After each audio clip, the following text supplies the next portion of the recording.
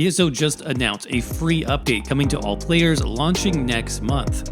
Update 43 is a base game update with lots of quality of life improvements, some big changes coming to housing and the Infinite Archive, plus some smaller improvements like more curated set drops. But what struck me as the most impressive of all is probably these new sets, which will start dropping in the Infinite Archive once this update hits. So let's go over those and everything else you need to know about this latest update to the Elder Scrolls Online. So first up, let's talk about this new housing update. This is going to add a new feature to the base game called Home Tours. Now, Home Tours is essentially a new option that you can find in the Activity Finder menu that allows players to share and showcase their player homes more easily. So with this new Home Tours feature, you can search for homes owned and decorated by another player just by searching for their user ID. You could also filter through other criteria like different labels for the house's theme like library or stronghold. And then there's other descriptors like cozy or sinister to help you further describe the mood of your house and give other players some more insight into what they're searching for. Now, apparently there's also going to be a recommendation system of sorts, so you can browse the top player homes in the recommended tab for these home tours, but whatever way you search, friends and guildmates will be specially tagged in the feed so you can recognize those easier. And I think a lot of players who were into housing might have been looking for something different when it comes to this update and how it was described, specifically an increase to furnishing slots. Now, this has remained stagnant in ESO for some time, but the game keeps adding more furnishing options and bigger houses to fill. So I think many housing enthusiasts may have felt left down in that regard, and I'm surprised the ESO devs didn't address this at least during their recent live stream. This is definitely a challenge for ESO moving into the future. The game keeps getting bigger and bigger with more things to manage. For example, they added set collections in order to help us manage item sets. They added the craft bag to help us manage crafting materials. But as of yet, there's not really a good solution, I think, for housing. Maybe something else will come soon, we'll see. But there's more to look forward to in this update as well, including a surprise update to Infinite Archive. So update 43 is adding more depth to the Infinite Archive zone, including new maps, new enemies, new verses and visions, updated loot, plus those new class item sets, which we'll dive into next. I thought this was interesting where they're going to include some new hazard stages in the archive that present new types of danger, things like an ice stage or a fire arena. Reminds me a bit of Maelstrom Arena, honestly, and this should definitely mix things up, which I do like. In fact, if they do this regularly, making arena changes in Infinite Archive every few patches, that would be pretty nice in my opinion, and definitely fit the theme of an ever-changing Infinite Arena. With the new visions and verses that they discussed also sound quite powerful. There's going to be 8 additional verses and 10 additional visions. For example, you can use the new Phalanx verse. Phalanx? You can use this one to call on ghostly soldiers to form a wall of defenders. There's also a new necrotic vision set to unlock an undead avatar transformation that's used to empower yourself with each defeated enemy. And you can earn some new consumable items that unlock a guaranteed transformation verse like that undead avatar, but apparently getting these is not going to be easy. And of course, once you return to the index with all of your archival fortunes collected, you can spend them on some new rewards from Filer Ull or from the new Filer Brax, who's going to stock all the gear from the class item sets, including the new class sets that we're going to talk about next. And speaking of those new set drops, this is where things get pretty spicy because some of these set bonuses look a little insane, at least on paper right now. First up, we have the Dragon Knight set. This is going to be based off the Ardent Flame skill line. Gives you some good offensive bonuses here: penetration, weapon, and spell damage. And for the 5-piece bonus, your light attacks deal bonus flame damage every 2 seconds, over 6 seconds, and your fully charged heavy attacks consume your other dots to deal even more bonus flame damage in a 6-meter radius. This effect does bonus execute damage. It also scales up to another 60% based on how many dots the target has on it. So maybe this would be insane on a heavy attack build, maybe a 1-bar build. For the Dragon Knight class, I'm definitely going to check this one out. Up next, we have Beacon of Oblivion, which is the Sorcerer class set, the new one.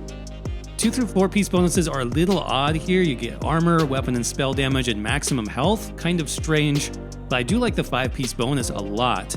While you have a pet active, you gain health and armor, And while you do not have a pet active, you increase your damage done to monsters and healing done by 15%. Now that is a huge bonus that's going to stack with everything else, at least for the no pet build. So yeah, quite a incentive for running no pets on the sorcerer if those numbers stay the way they are currently. Then we have Etheric Lancer. This is the Templar, new Templar class set. Weapon and spell damage, crit chance, weapon and spell damage again on the 2 through 4 piece bonuses. Those look good. And dealing damage with Burning Light.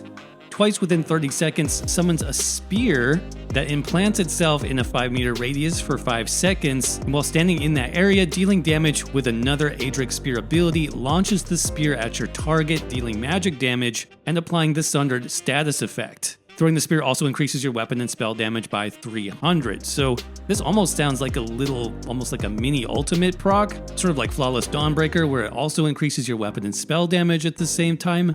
This I think could be pretty good for PvP to help burst down the target.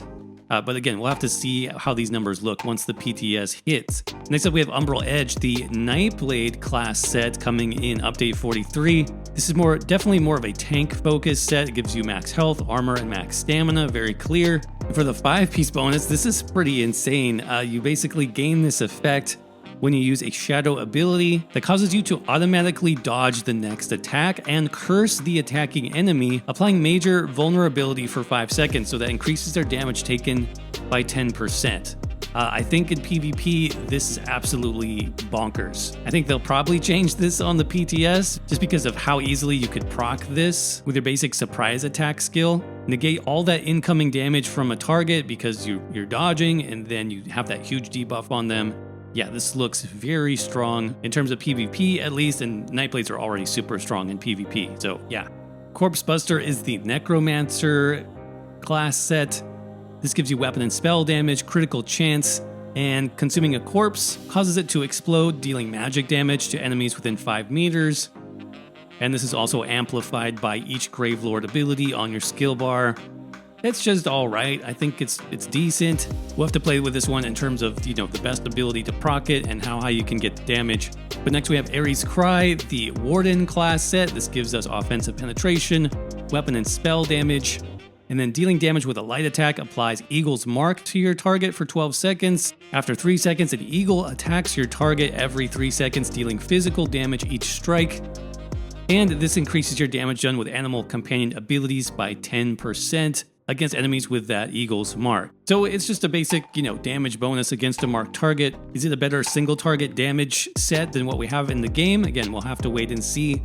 This might have some PvP uses as well. Definitely worth testing out. And then finally, the Arcanist class set has an interesting name, Spattering Disjunction. This gives you some nice 2 through 4 piece bonuses. And then when you hit an enemy with a snare or immobilize, you apply 2 random status effects, and then dealing damage with Herald of the Tome ability reduces this cooldown up to once every 1 second. So I imagine the best way to apply this would be, your Tentacle ability, because that does have an immobilize.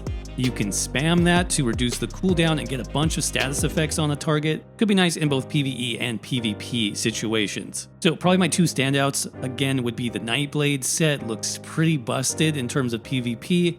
I don't imagine it's going to stay that way through the PTS cycle. And then the Sorcerer set does look very good as well. I definitely want to test that out on some of my 1-bar Sorcerer builds, both with pets and without. I think it's pretty powerful in both instances. So yeah, that one looks really good to me as well.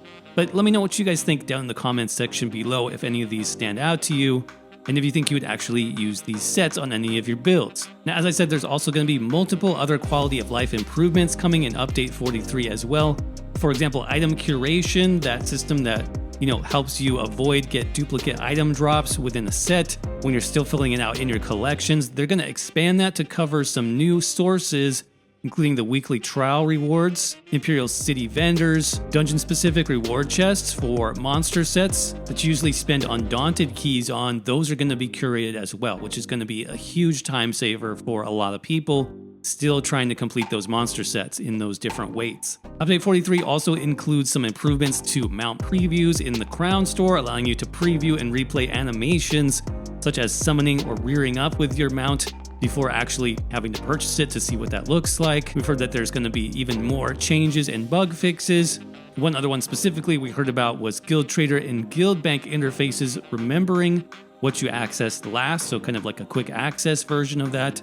And I'm sure we'll see a lot more of this when PTS launches on Monday, so stay tuned for that. And as always, let me know what you think of this latest update down in the comments section below, and thanks again for watching. Hey everybody, if you're struggling at all with the Elder Scrolls Online, I definitely know the feeling. I struggled with this game for months. The biggest problem I had was, even though the game says you can play any way you want, it never really teaches you how. Like I said, it took me many months of teaching myself how the game works before I could actually start to make builds that were truly effective and fun to play. Well, today I'm excited to let you know that I finally put down my system for creating builds into a simple step-by-step guide that you can now learn and use to create your own fun and powerful builds yourself. We're calling this the ESO Zero to Hero Academy, and it's being hosted through Podia, which is an amazing online learning platform. So far, our Ultimate Build Guide has over 25 lessons and over 2 hours of content designed to take you from a beginner to a master theory crafter, not in years like it took me, but in just a few hours. So if you want to check out the guide and preview all of the included lessons, just click on the link below to learn more.